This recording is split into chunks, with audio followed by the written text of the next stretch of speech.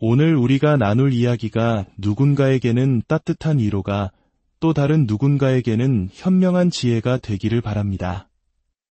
이 이야기가 더 많은 분들의 마음에 닿을 수 있도록 지금 잠시 시간을 내어 공유하고 구독해 주신다면 그 선한 마음이 분명 당신의 삶의 축복으로 돌아올 것입니다. 아버지가 눈을 감으시기 전 마지막으로 남긴 한마디가 있었습니다. 여기가 내 고향인 줄 알았는데 아닌 것 같다. 그 말을 듣는 순간 제 심장이 덜컥 내려앉았습니다. 미국 뉴욕에서 평생을 이민자로 살아오신 김미연 씨의 아버님 이야기입니다. 은퇴 후 그토록 그리던 고국으로 돌아온 지 불과 1년 반 만이었습니다. 결국 아버님의 장례식은 한국 땅이 아닌 다시 돌아간 미국에서 치러졌습니다. 수십 년간 타향이라 여겼던 그곳이 아버지에게는 마지막 숨을 거둘 진짜 집이었던 셈입니다.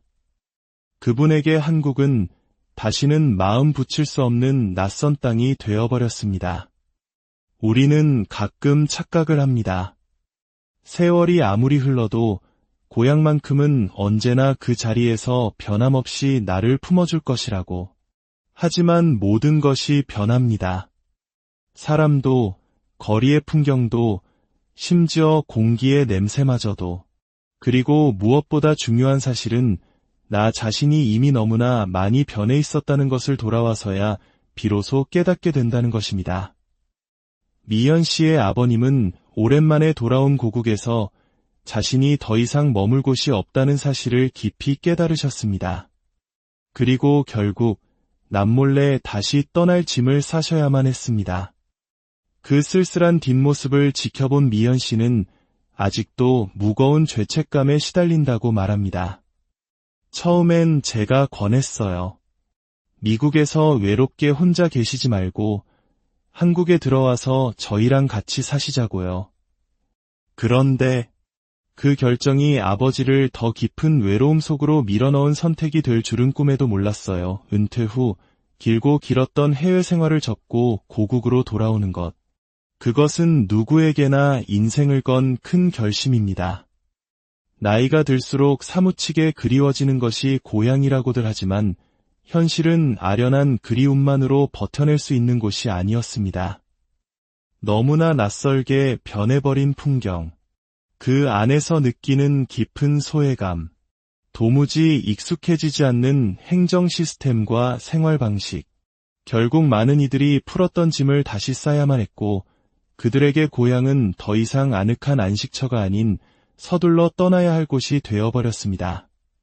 한 통계에 따르면 미국이나 캐나다 등지에서 은퇴 후 한국으로 돌아온 교포 5명 중 1명은 1년 안에 다시 해외로 돌아간다고 합니다.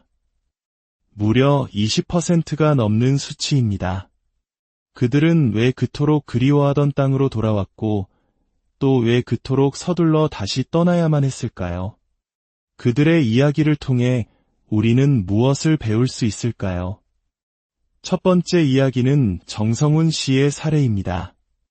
1958년생인 그는 젊은 시절 미국으로 유학을 떠나 오랜 시간 자동차 부품 회사를 성공적으로 운영하며 아메리칸 드림을 이룬 인물이었습니다. 자녀들은 모두 번듯한 미국 시민으로 성장했고 아내와 함께 현지 한인교회 활동에 열심히 참여하며 안정적인 소속감을 느끼며 살아왔습니다. 하지만 은퇴가 가까워지면서 그의 마음은 세차게 흔들리기 시작했습니다. 고향 친구들과의 카카오톡 단체 대화방에서 쉴 새 없이 울리는 알림들, 그 안에서 오가는 정겨운 이야기들, 명절마다 올라오는 가족 모임 사진들, 그리고 유튜브에서 우연히 발견한 어린 시절 동네 풍경 영상들. 그 모든 것들이 이제는 돌아가야 할 때라고 속삭이는 듯했습니다. 그렇게 40년 만에 돌아온 고국. 그는 용인의 전세 아파트를 얻고 새로운 삶에 대한 기대로 부풀었습니다. 문화센터에 등록해 새로운 취미를 배우고 한국의 선진적인 의료 시스템 덕분에 정기적으로 건강검진도 받기 시작했습니다. 모든 것이 순조로워 보였습니다. 하지만 시간이 흐를수록 마음 한구석은 점점 더 시리게 비어갔습니다. 같이 밥 한 끼 먹을 사람이 없더라고요. 제 휴대전화 연락처에 저장된 번호들은 다 수십 년 전 사람들이었고 그중 절반은 이미 세상을 떠났거나 연락이 끊긴 지 오래였어요. 주변은 눈이 핑핑 돌 정도로 빠르게 변해 있었고 제 마음은 그 속도를 도저히 따라가지 못했습니다. 가장 큰 어려움은 일상의 사소한 부분에서 찾아왔습니다. 예전에 먹던 약 이름을 말하며 약국에 갔지만 약사는 차가운 목소리로 말했습니다. 어르신, 처방전 없으면 드릴 수 없습니다. 미국에서는 병원에서 약국으로 전자 처방전이 바로 전송되는 시스템에 익숙했던 그에게 일일이 종이 처방전을 챙겨야 하는 한국의 절차는 낯설고 불편하기만 했습니다. 무엇보다 그를 힘들게 한 것은 아내의 변화였습니다. 처음엔 한국 생활이 좋다던 아내는 6개월이 지나자 점점 말이 없어지고 웃음을 잃었습니다. 창밖만 멍하니 바라보는 날이 많아졌고 결국 우울 증세를 보이기 시작했습니다.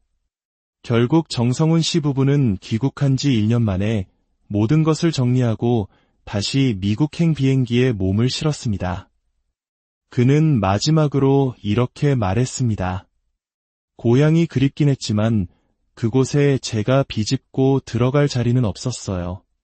제가 기억하고 있던 정겹던 내 고향은 이제 제 추억 속에만 존재하는 곳이더군요. 두 번째 이야기는 66세의 황인혜 씨입니다. 그녀는 캐나다 토론토에서 평생을 간호사로 헌신하며 살아왔습니다. 남편과 사별한 뒤 깊은 외로움을 느끼던 그녀는 은퇴를 앞두고 서울 강북에 작은 아파트를 미리 매입하며 귀국을 준비했습니다. 그녀가 바란 것은 크지 않았습니다. 그저 혼자서 조용히 누구의 방해도 받지 않고 살아갈 수 있는 환경. 딱 그 정도였습니다. 하지만 귀국 직후부터 그녀는 깊은 정체성의 혼란에 빠지기 시작했습니다. 출근 시간 지하철에서 사람들에게 떠밀려도 누구 하나 미안하다는 말을 하지 않았고 주민센터에서는 영주권자는 자동 등록이 안 됩니다. 라는 기계적인 답변만 반복해서 들어야 했습니다. 병원에서는 국민건강보험 미가입자라는 이유로 냉대와 비싼 진료비를 감당해야 했습니다. 오랜 해외 생활로 인해 한국어 말투는 어색했고 발음은 어딘가 이질적이었습니다. 사람들은 그녀에게 어디서 오셨어요? 라고 묻기보다 외국분이세요? 라고 물었습니다. 그 말이 비수처럼 가슴에 꽂혔어요. 나는 분명 한국 사람인데 내 나라 한국에서 철저한 이방인이 된 기분이었어요. 결국 그녀는 8개월 만에 다시 토론토로 돌아갔습니다. 묘하게 삭막하고 무심했던 고국에서의 생활은 차라리 캐나다에서 혼자 지냈던 외로움보다 훨씬 더 뼈아프고 고독했습니다. 세 번째는 베트남 다낭에서 오랫동안 한식당을 운영했던 최병우 씨의 이야기입니다. 그는 60세를 맞아 성공적으로 운영하던 사업을 모두 정리하고 꿈에 그리던 한국으로 돌아왔습니다. 고향인 전라도 광주에 아담한 아파트를 마련하고 조용한 귀촌 생활을 꿈꿨습니다. 하지만 그를 가로막은 것은 사람이 아닌 돈이었습니다. 냉혹한 경제적인 현실 앞에서 그의 꿈은 속절없이 무너졌습니다. 월세, 만만치 않은 건강보험료, 전기세, 가스비, 그리고 생각보다 훨씬 더 자주 나가는 경조사비까지. 정말 아무것도 안 하고 가만히 숨만 쉬어도 한 달에 250만 원은 그냥 나가더라고요. 아무런 소득도 없는데 매달 그 돈이 빠져나가니 감당이 안 됐어요. 그는 결국 아르바이트를 알아보았지만 나이와 체력 문제로 번번이 거절당했습니다. 베트남에서 가져온 은퇴자금은 1년도 채 되지 않아 바닥을 드러냈습니다. 베트남에서는 월 120만 원이면 황제처럼 살 수 있었지만 한국에서는 그 3배가 넘는 돈이 필요했습니다. 한국은 분명 제 고향이었지만 돈 없이는 단 하루도 살 수 없는 땅이었습니다. 돌아오긴 했지만 살아남을 수는 없었어요. 은퇴 후 귀국. 이 단어만 들으면 우리는 따뜻하고 낭만적인 그림을 떠올립니다. 정겨운 고향 마을, 오랜 친구들과의 재회, 익숙한 골목길, 구수한 사투리가 오가는 시끌벅적한 시장. 하지만 현실은 다릅니다. 고국은 우리가 떠나온 사이 너무나 많이 변했고 우리 또한 바깥 세상에서 너무 오래 살아왔습니다. 이 거대한 간극을 아무런 준비 없이 메우려 한다면 마음에 깊은 상처만 남게 될 뿐입니다. 혹시 지금 은퇴 후 귀국을 고민하고 계신가요? 그렇다면 이 말을 꼭 전해드리고 싶습니다. 첫째, 귀국은 단순한 귀환이 아니라 또 다른 이민입니다. 둘째, 그리움과 낭만은 냉정한 계산서 앞에서 힘을 잃습니다. 셋째, 고향이 당신을 두 팔 벌려 반겨줄 것이라는 믿음은 때로는 환상일 수 있습니다. 그리고 마지막으로 이것 하나만은 꼭 기억하십시오. 진정한 고향은 지도 위의 장소가 아니라 당신의 마음이 편안히 머무는 곳입니다. 그렇다면 은퇴 후 귀국이라는 중대한 결정을 후회 없는 선택으로 만들기 위해 우리는 무엇을 준비해야 할까요? 지금부터 현명한 귀국을 위한 6가지 현실적인 전략을 말씀드리겠습니다. 첫째, 추억 속의 한국이 아닌 지금의 한국을 제대로 조사해야 합니다. 귀국 후 겪는 가장 큰 문화 충격은 속도와 디지털입니다. 단순히 말이 통하는 나라라는 생각만으로 귀국을 결정하면 키오스크 앞에서 주문조차 하지 못하고 은행 업무 하나를 보기 위해 온종일 헤매는 자신을 발견하게 될 것입니다. 따라서 귀국을 결정하기 전 최소 3개월 이상 한국에서 직접 살아보는 시범 체류 기간을 반드시 가지십시오. 이 기간 동안 병원, 대중교통, 주민센터, 동네 시장 등을 직접 이용해보며 현실을 몸으로 체감해야 합니다. 둘째, 경제적 시뮬레이션을 아주 냉정하게 그려봐야 합니다. 많은 분들이 단순히 환율만 계산하고 이 정도면 충분하겠지라고 착각합니다. 하지만 한국은 주거비, 유료비, 공과금, 그리고 관계 유지를 위한 경조사비 등 고정 지출이 생각보다 훨씬 높은 나라입니다. 국민연금이 없다면 개인이 부담해야 할 건강보험료, 월세나 관리비, 통신비 등 월별 지출 목록을 구체적으로 작성하고 예상 생활비를 보수적으로 계산해야 합니다. 전문가들은 1인 기준 월 250만 원, 2인 기준 350만 원 이상을 안정적인 은퇴 생활비로 보고 있습니다. 셋째, 유료 시스템의 차이를 명확히 파악해야 합니다.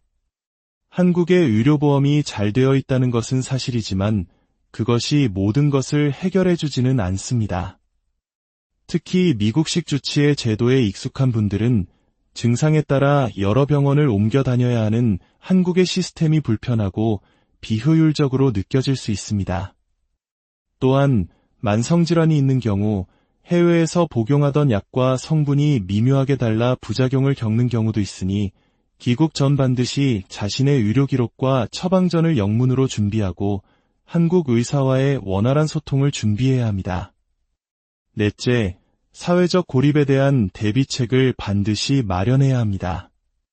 귀국 후 겪는 가장 큰 고통은 바로 관계의 단절에서 오는 외로움입니다. 수십 년의 세월 동안 친구들은 각자의 삶을 살며 바빠졌고 친척들과의 관계도 예전 같지 않습니다. 귀국 후에 가만히 기다리기만 해서는 아무도 먼저 다가와 주지 않습니다. 지역 문화센터, 봉사단체, 종교 커뮤니티, 실버 동아리 등 내가 소속감을 느끼고 새로운 관계를 맺을 수 있는 공동체를 미리 탐색하고 적극적으로 참여하려는 노력이 필요합니다. 다섯째, 자녀에 대한 기대치를 조정해야 합니다. 이제 자식들 곁에서 편안히 살 수 있겠다는 기대는 가장 큰 실망으로 돌아올 수 있습니다. 성인이 된 자녀들은 너무나 바쁘고 부모와 자식 세대는 살아가는 생활 패턴과 가치관이 완전히 다릅니다. 오히려 적당한 거리를 두고 독립적인 생활을 유지하는 것이 서로의 관계를 건강하게 지키는 비결일 수 있습니다. 마지막 6째, 가장 중요한 전략입니다. 돌아갈 수 있는 안전장치를 남겨두십시오. 가장 현명한 귀국은 모든 것을 정리하는 단절이 아니라 언제든 돌아갈 수 있는 병행입니다. 만약 한국 생활에 적응하기 어렵거나 예기치 못한 문제가 생겼을 때 다시 돌아갈 수 있는 해외의 기반을 유지하는 것은 심리적 안정감에 엄청난 영향을 미칩니다. 해외에 있는 주택을 완전히 처분하기보다는 임대를 주거나 현지 은행 계좌와 연금 시스템을 유지하는 등 퇴로를 열어두는 지혜가 반드시 필요합니다. 마무리하며 말씀드립니다. 은퇴 후의 귀국은 과거로 돌아가는 것이 아니라 완전히 새로운 환경에서 인생 2막을 시작하는 것입니다. 오랜 해외 생활을 한 당신에게 한국은 더 이상 익숙한 고향이 아닐 수 있습니다. 하지만 냉정한 현실을 직시하고 감정이 아닌 철저한 계획과 준비로 한 걸음씩 나아간다면 돌아온 고국은 분명 당신에게 2번째 전성기를 선물할 수도 있을 것입니다. 무엇보다 중요한 것은 외로움과 낭만에 이끌려 성급하게 결정하지 않는 것입니다. 부디 당신의 남은 여정이 어디에 있든 그곳이 당신의 마음이 평안히 머무는 진정한 고향이 되기를